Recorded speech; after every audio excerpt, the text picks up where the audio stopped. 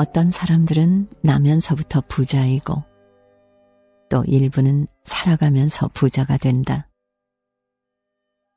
하지만 그렇게 운이 좋지 않은 사람도 있다. 자일스와 버지니아 자비스 부부는 운이 좋은 사람들이었다. 자일스는 도시에서 일하면서 많은 돈을 벌었고 지니는 부모님으로부터 엄청난 유산을 상속받았다. 그래서 둘이 결혼했을 때에는 2개의 은행 금고가 전국 방방곡곡에 울려 퍼질 만큼 커다란 쇠소리를 내며 합체한 셈이었다. 그들은 커다란 고택을 구입했다.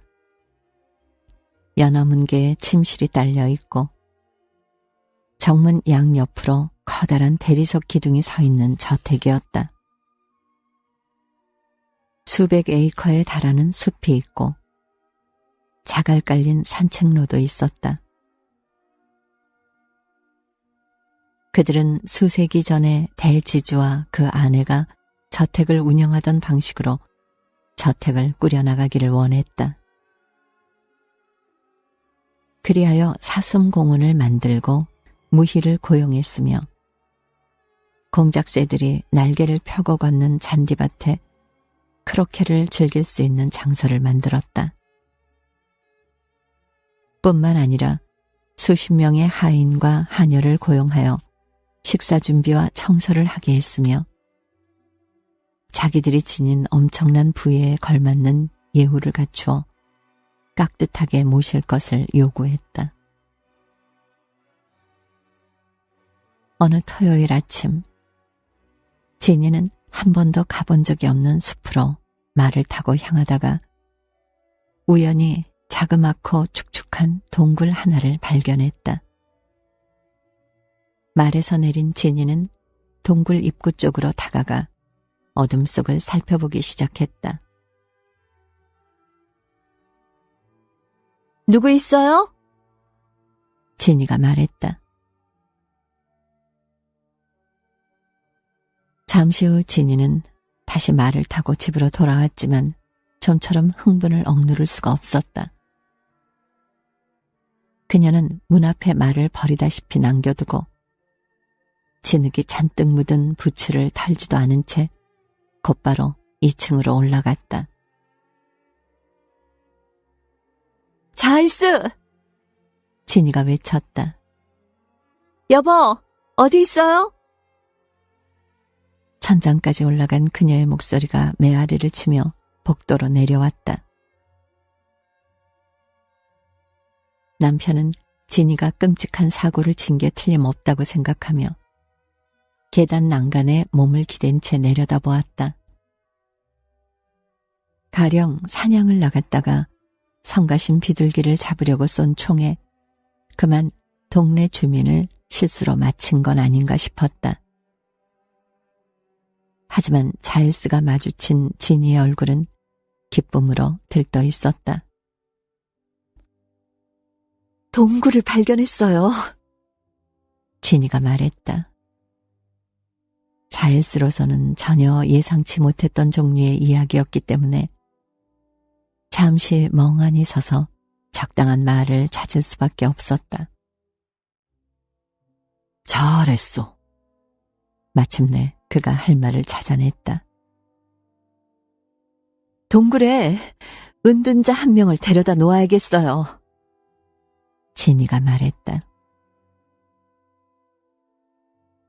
아내와는 달리 역사 시간에 그다지 집중을 해본 적이 없는 자일스는 은둔자가 무슨 뜻인지, 정확히 말해 무슨 일을 하는 사람인지 알지 못했다. 하지만 지니가 그날 저녁 내내 설명한 바에 따르면 야생에서 고독한 삶을 살며 아무도 없는 동굴에 홀로 사는 것이 제격인 사람이었다.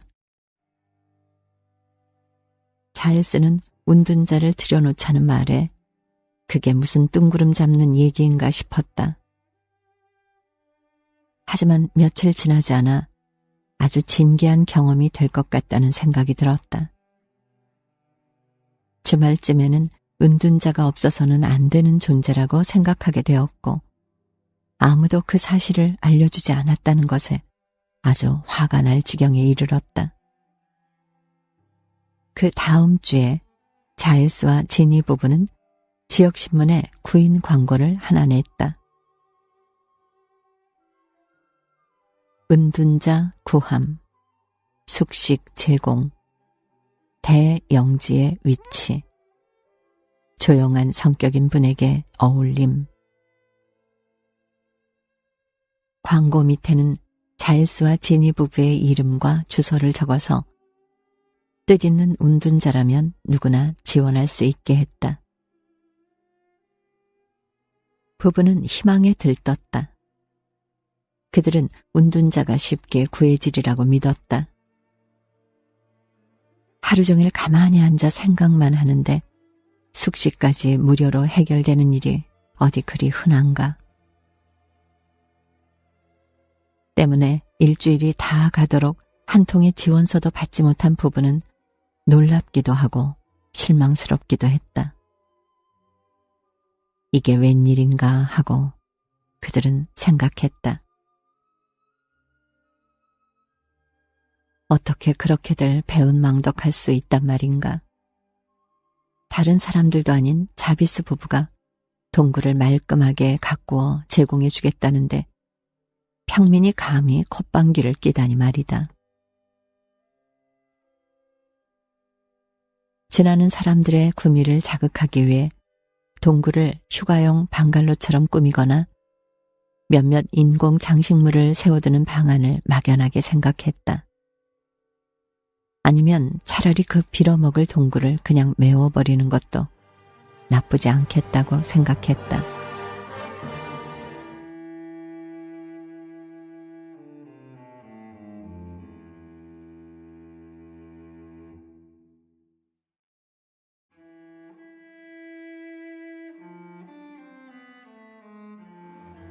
그 다음 주 화요일, 자비스 부부가 저택의 수많은 거실 중 한 곳에서 차를 마시며 라디오에서 흘러나오는 콘서트 실황을 듣고 있을 무렵이었다.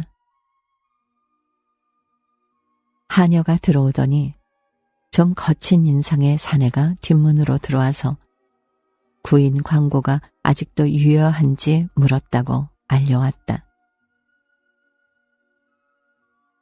지니의 입에서 강아지가 발을 밟혔을 때나 내는 별난 소리가 흘러나왔다. 너무 좋아서 어쩔 줄 모를 때 그녀가 내뱉는 특유의 소리였다. 자일스는 최근 그 소리가 듣고 싶던 차였다. 그도 기쁘다는 뜻을 알리기 위해 제 허벅지를 내리치며 호탕하게 웃어 젖혔다. 잠시 후 사내는 하녀의 안내로 서재에 자리했고 지니와 자일스 부부도 몇 분 후 그곳으로 갔다. 그는 5, 60대 정도로 나이가 좀 들어 보이는 남자였다. 책장 앞에 선 남자는 마치 책으로 둘러싸인 감옥이라도 들어선 듯 어쩔 줄 몰라 하는 표정이었다. 책을 많이 읽으시나요? 대화를 시작해볼 요량으로 지니가 물었다. 사내는 고개를 돌려 지니를 바라보더니 어깨를 으쓱했다. 자신은 책에 관해서는 딱히 흥미를 느끼지 못한다는 뜻이었다. 그래요, 지니가 말했다. 책 읽을 시간을 내기가 어디 보통 어려워야 말이죠.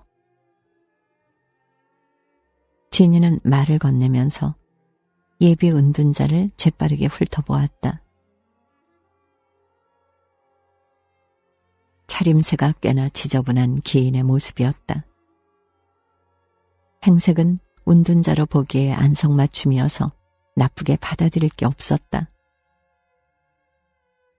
그러나 사내에게 과일 썩는 냄새가 났다. 지니는 푹신한 가죽 의자를 더럽히는 위험을 감수하고 싶지는 않아서 그를 나무 의자에 앉혔다. 그래야 사내가 떠난 후 냄새를 없애기 위해 문질러 닦기도 쉬울 것이고, 안 되면 그냥 불태워버리면 되기 때문이다.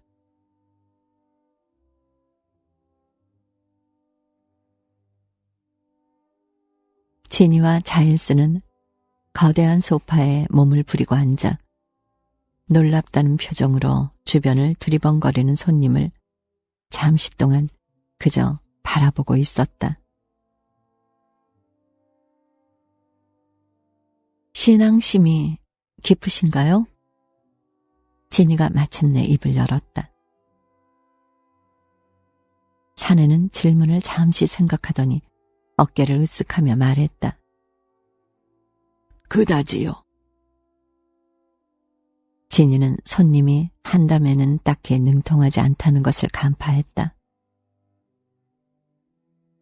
실례가 되지 않는다면 한 말씀 드리고 싶네요. 지니가 말했다. 제가 보기에 선생님은 생각하는 걸 좋아하시는 것 같아요. 사내는 그녀의 말에 대해 잠시 생각해 보았다. 그러고는 그런 것 같네요 라고 고개를 끄덕이며 말했다. 그래요. 가끔 생각하는 걸 좋아합니다. 지니의 얼굴에 미소가 떠올랐다.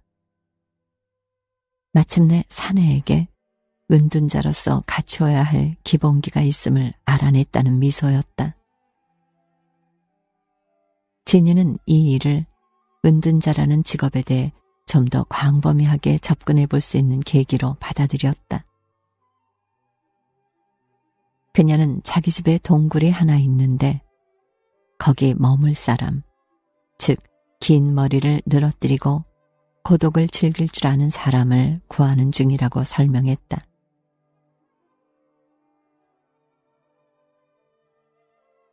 지니가 얘기하는 동안 거지 행색의 사내는 고개를 주걱거리며 내내 방안을 두리번거렸다.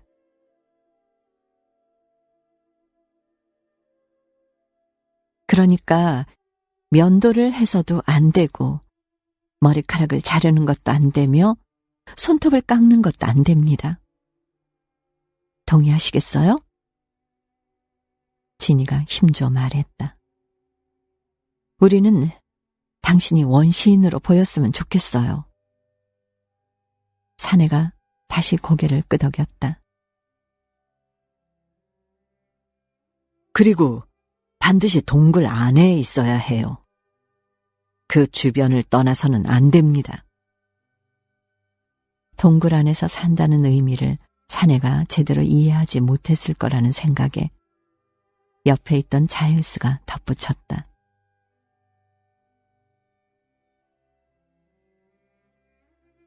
사내는 한 번 더 고개를 끄덕였다. 세 사람은 잠시 동안 잠자코 앉아 있었다.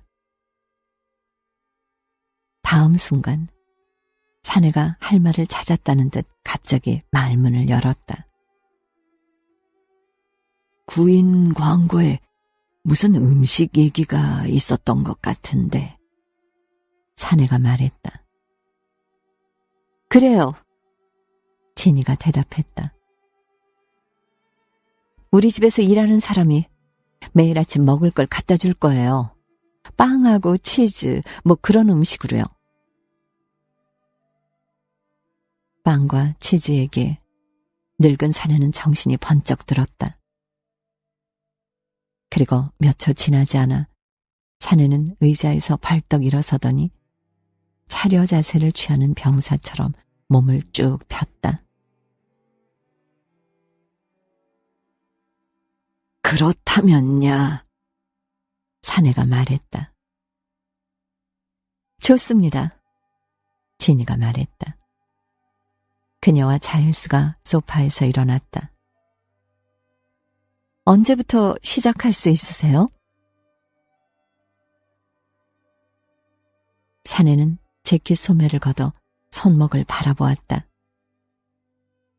잊지도 않은 손목시계가 갑자기 생기기라도 한 듯 말이다. 당장 시작하지요. 사내가 말했다. 세 사람은 현관 쪽으로 발걸음을 옮겼고 그곳에서 자일스와 지니는 웰링턴 부츠를 꺼내 신었다. 그들은 뒷문으로 나가 숲으로 걷기 시작했다. 숲속으로 걸어 들어가면서 지니는 이제 막 고용한 은둔자에게 그가 해야 할 행동거지에 대해 최선을 다해 설명했다. 침묵할 것, 소란을 피우거나 눈에 띄는 행동을 하는 것은 절대 금물이었다. 규정상 은둔자는 아주 내성적이어야 합니다. 지니가 사내에게 말했다. 지니는 사내의 의복으로 가운이나 성직자들이 입는 일상복이 적당하리라 생각했지만 사내가 걸친 옷도 이미 충분히 더럽고 남루한지라 굳이 꾸미고 자시고 할 필요도 없겠다고 생각을 고쳐먹었다. 부부는 사내에게 그가 이곳에서 묵는다는 것을 알려야 할 가족이 있는지 살던 곳에서 가져와야 할 짐은 없는지 물었다. 그런 것은 없었다. 우리 일하는 아이가 밀집 이부자리를 가져다 줄 거예요. 걸음을 멈추지 않은 채 지니가 말했다. 그리고 삽 한 자루도요. 그녀는 숲을 가리키며 덧붙였다. 쓸 일이 있을지 모르니까요. 마침내 그들은 동굴에 당도했고 은둔자는 동굴 속을 응시했다. 그다지 깊은 인상을 받은 표정은 아니었다. 부부는 사내가 갑자기 등을 돌리고 도망이라도 가버리는 건 아닐까 걱정했다. 하지만 사내는 버릇처럼 또다시 어깨를 으쓱하더니 이보다 더한 곳에서도 살아보았다고 말했다. 마음을 놓은 지니는 사내에게 침묵에 대해 얘기했다. 사내가 지켜주기를 바라는 맹세였다. 침묵이요? 그가 말했다. 지니는 고개를 끄덕였다. 모든 은둔자들은 작은 평화와 안식에 큰 의미를 둡니다. 지니가 말했다. 침묵은 생각하는 것을 도와주니까요. 사내는 어김없이 어깨를 으쓱해 보였고 지니는 그것을 동의의 뜻으로 받아들였다. 아, 그리고 생각하다가 무언가 흥미로운 일이 생기면? 지니가 말했다. 주저 말고 얘기해 주세요. 은둔자 사내는 난처한 표정을 지어 보였다. 말하지 말라면서 무슨 수로 내 생각을 전하라는 겁니까? 그가 말했다. 사람을 시켜 종이와 연필을 보내드리겠어요. 지니가 말했다. 떠오르는 생각을 간단히 종이에 적어서 동굴 입구에 놓아두세요. 일하는 사람 중 하나가 수거해 갈 테니까요. 그러고도 그들은 잠시 더 서 있었다. 자일스가 이제 할 일은 모두 끝난 것 같다고 말하며 자리를 뜨려는데 은둔자가 교실에 앉은 학생처럼 갑자기 손을 번쩍 들었다. 빵하고 치즈 말인데요. 사내가 말했다. 여부가 있겠습니까? 지니가 대답했다. 이부자리와 함께 보낼게요. 그러고는 곧 자신의 입에 손가락을 가져다 댔다. 그 단순한 제스처에 사내가 보잘것없는 인생에서 내뱉으려는 마지막 말을 막을 효력이라도 있는 것처럼 말이다. 명심하세요. 절대로 말을 하면 안 됩니다. 무덤 속에 있는 듯 조용히 있어야 합니다.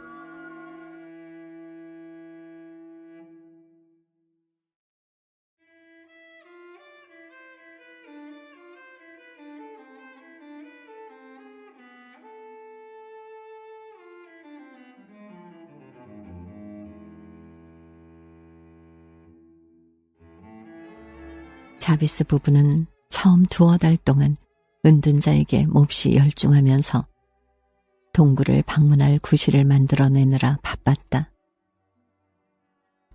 머리카락은 자라 기름이 잔뜩 끼었고 마찬가지로 덥수룩해진 수염과 긴 손톱 덕분에 사내는 부부가 상상했던 야생인의 모습에 가까워져 갔다. 그들은 그런 사내의 모습에 한층 더 열광했다. 지니와 자일스는 저녁 파티에서 그들이 소유한 고귀한 야만인에 대해 크나큰 애정을 담아 이야기했으며 때로 한 무리의 손님들을 동굴로 데려가 은둔자가 명상하며 보내는 일상을 보여주기도 했다. 사내는 사실 은둔자로서의 삶이 그럭저럭 만족스러웠다. 적어도 처음 시작할 때는 그랬다. 바람이 좀 들고 축축하기는 했지만 어쨌든 잠잘 곳이 생긴 셈이었다. 거기다 중요한 것은 잠자는 곳 입구까지 규칙적으로 음식이 배달된다는 점이었다. 이른 아침이면 신선한 과일과 샌드위치가 담긴 접시가 동굴 밖에 놓여 있었고 가끔은 버터를 바른 스콘도 배달되었다. 그러나 몇 달이 지나면서 음식은 점점 나빠지기 시작했다. 어느 날은 썩은 사과 하나가 달랑 놓여 있었고 이어서 묽은 수프만 나오더니 이제는 부부가 저녁 식사에서 남긴 찌꺼기로 의심되는 음식이 배달되기 시작했다. 급기야 음식을 전혀 가져오지 않는 날도 생겼다.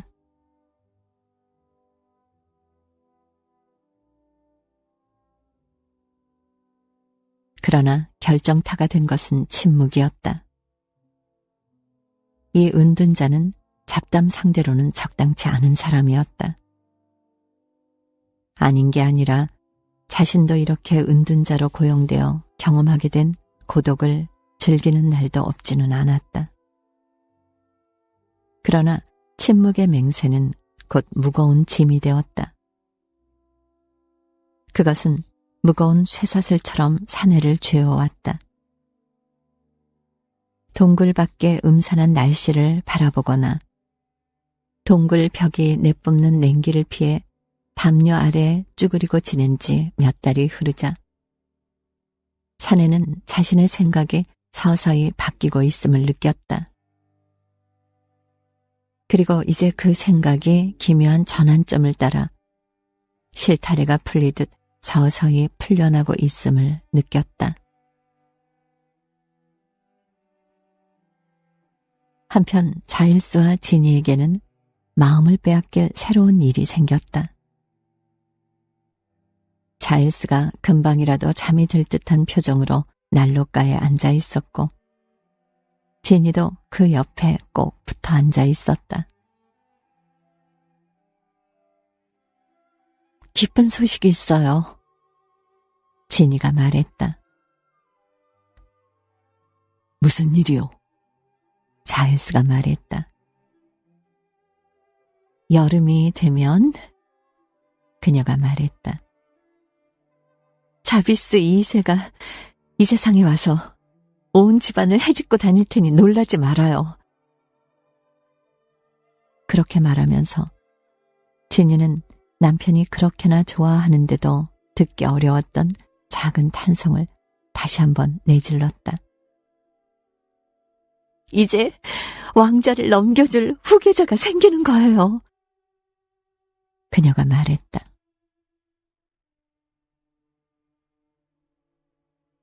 몇 달 동안 부부는 갖가지 계획과 준비로 거의 광란의 상태에 빠져 있었다. 방을 새로 꾸며 태어날 아기가 불편함 없이 자랄 수 있도록 해야 했고, 아기를 위해 일해줄 사람들도 뽑아야 했다. 한 주 한 주가 지날수록 지니의 몸은 조금씩 불어났고, 산딸에 이르러서는 너무나 힘에 겨워 침대 위에 누워서 대부분의 시간을 보내야 했다. 마침내 산파가 와서 무사히 아기를 받았다. 산의 아이였다. 아이 이름은 제기였고, 태어날 때부터 깔려 죽을 만큼 어마어마한 부에 둘러싸이게 되었다. 물론 아이 스스로는 그걸 알 길이 없으니 당장 숨이 막히지는 않겠지만 말이다.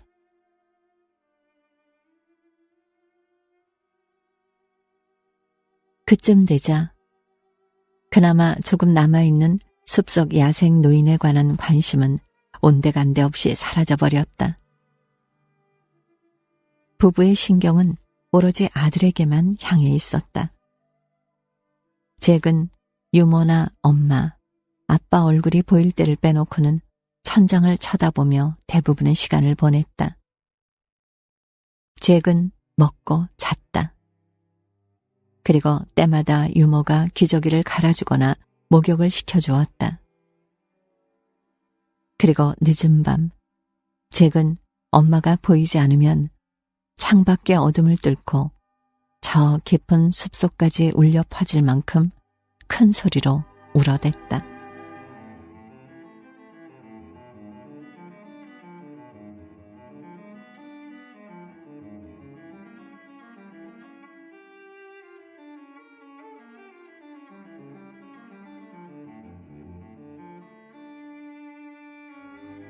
은둔자의 메시지는 처음에는 별로 나쁜 뜻 없이 시작되었다.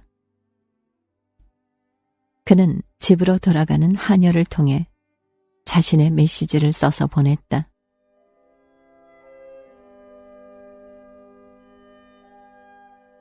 나무 사이에 더 많은 나무들이 있다. 동굴이란 그저 벌어진 잎 외에는 아무것도 아니다.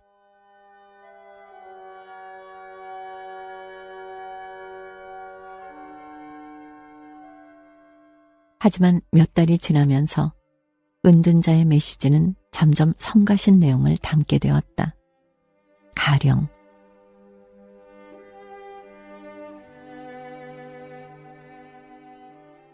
벌레가 너무 많다.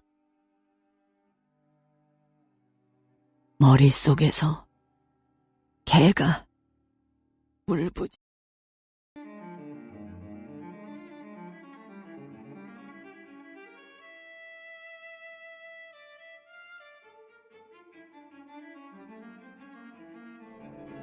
몇몇 메모에는 기묘한 그림이 그려져 있었고, 또 어떤 메모는 알아보지도 못할 글씨로 휘갈겨져 있었다. 그러나 그때쯤 이미 자비스 부부는 은둔자에게 꽤 실증이 난 상태였다. 그리하여 일하는 사람들에게 더 이상 짜증스러운 시를 가져와 자기들을 귀찮게 굴지 말라고 일렀다. 이제 은둔자에 관한 일에서는 손을 뗀 것이나 다름없었다. 뭔가 잘못되었다는 최초의 징후는 공작새의 실종이었다. 새를 찾으러 갔던 하녀가 숲 언저리에서 얼마 남지 않은 화려한 깃털 사이에 묻힌 공작새 2마리의 피로 얼룩진 사체를 발견했다. 그 일은 저택 식솔들에게 작은 공포와 전율, 섬뜩함을 안겨주었다. 그러나 사람의 소행인지 동물의 소행인지 알아낼 길은 없었다. 여우가 저지른 짓일 거라는 추측이 그나마 일리 있었다. 그러나 그 후 며칠 동안 은둔자가 온 숲속을 배회하며 해괴한 행동을 하고 다니는 것이 목격되었다. 치렁치렁한 머리카락에 깎지 않은 손톱을 길게 늘어뜨린 사내는 그야말로 예고 없이는 절대 숲속에서 마주치고 싶지 않은 종류의 사람이었다. 자동차 창 와이퍼에 끼워놓은 메모를 발견했을 때 자일스는 마침내 건강한 청년 몇을 풀어 은둔자를 쫓기로 결심했다.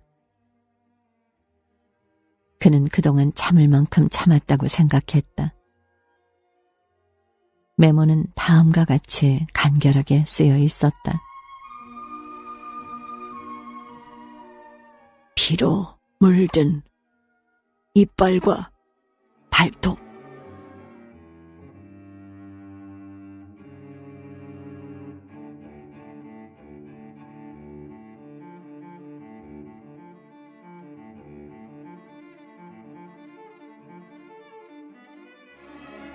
동굴에도 사슴공원에도 사내의 흔적이 보이지 않자 고용인들은 몇 명씩 조를 나누어 숲속에 들어가기로 했다.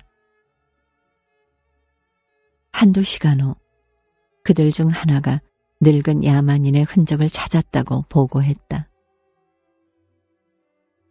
자일스는 산탄총을 꺼내들고 집안 사람들을 모두 불러 은둔자의 흔적이 발견된 숲으로 보냈다. 사람들은 넓게 퍼져 언덕을 샅샅이 훑기 시작했다. 그들은 골짜기를 향해 걸어갔다. 추적자들은 망원경과 음식, 물을 챙겼고 그들을 독려하는 자일스의 분노를 등에 업고 있었다. 하지만 서너 시간이나 이잡듯 뒤졌음에도 아무 소득이 없었던 그들에게 남은 것이라고는 여기저기 긁혀 상처투성이가 된 팔다리와 추위에 얼어붙어 감각조차 거의 없게 된 발뿐이었다.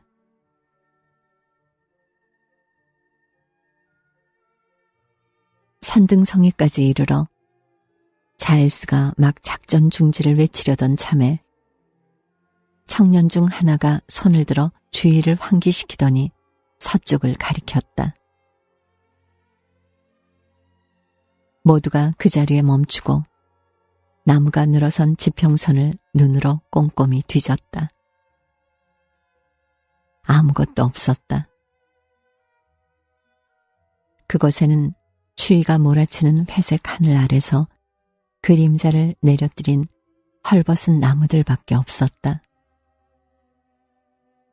그때 갑자기 어떤 형체가 솟아오르는가 싶더니 나무와 나무 사이를 빠르게 옮겨다니기 시작했다.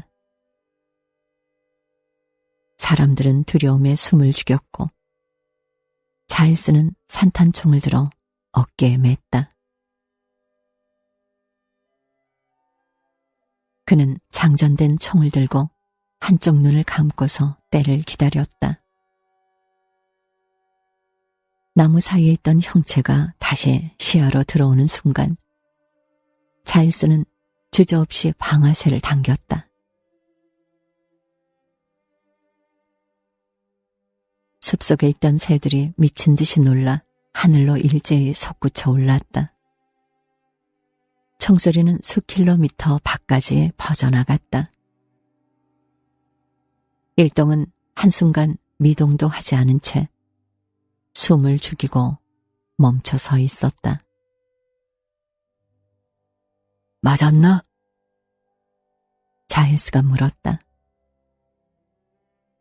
하지만 자일스 옆에 있던 청년은 자일스가 쓴 총알이 그 형체 10m 안쪽으로도 접근하지 못했음을 알고 있었다. 스친 것 같습니다. 그가 말했다. 모든 장정들이 미지의 생명체가 마지막으로 움직였던 산등성이로 일제히 내달렸다. 그들은 눈을 부릅뜨고 열심히 찾아보았지만 은둔자의 흔적은 고사하고 피 한 방울조차 찾을 수 없었다. 분명 총소리에 놀라 자빠져 엄마 뱃속으로 도망쳤을 거야. 자일스가 말했다. 모두가 지당한 말씀이라며 그를 향해 경쟁하듯 고개를 주걱거렸다.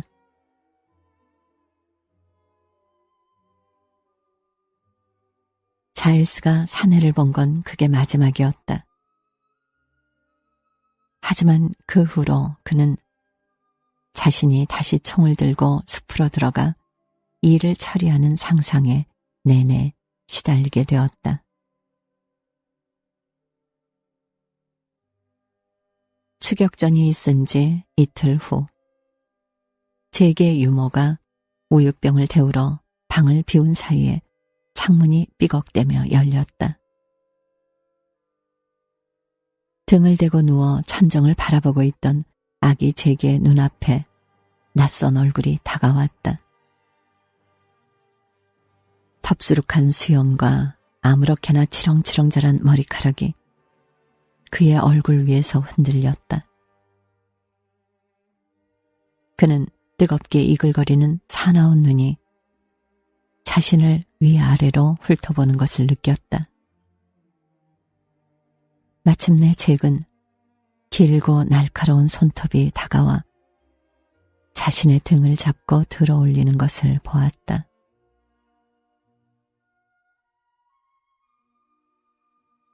유모가 방으로 돌아왔을 때는 사내가 아기를 팔에 끼고 막 창문을 빠져나가려던 참이었다. 유모는 비명을 질렀고 곧이어 여주인이 무슨 일이냐며 달려왔다. 유모는 비명을 멈추지 않으며 손으로 열린 창문을 가리켰다. 진이는 창문으로 달려갔다. 그곳에서 그녀는 사내에게 붙잡혀 숲으로 들어가며 그의 어깨 너머로 자신을 쳐다보고 있는 아들의 마지막 모습을 바라보았다. 말할 것도 없이 경찰이 달려왔고 온 마을에 비상이 걸렸다. 수색대가 조직되어 숲으로 향했다. 자비스 부부는 아이를 무사히 되찾아주는 사람이나 그럴 만한 정보를 제공하는 사람에게 거액의 보상금을 주겠다고 약속했다. 당연하게도 지역 주민들은 보상금을 타기 위해 조금도 쉬지 않고 젖먹던 힘까지 짜냈다. 자비스 부부도 숲을 이잡듯 뒤졌다. 하지만 야생인간의 흔적은 찾아볼 길이 전혀 없었다.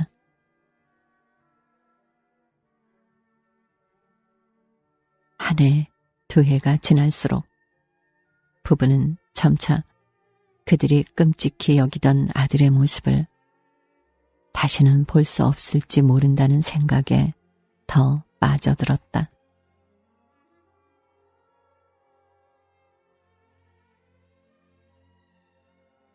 사내와 아들이 사라진 지 5년이 흐른 후 마을 안악내 하나가 자비스 부부 영지 근처에서 야생동물 같은 두 생물체와 마주쳤다고 주장했다.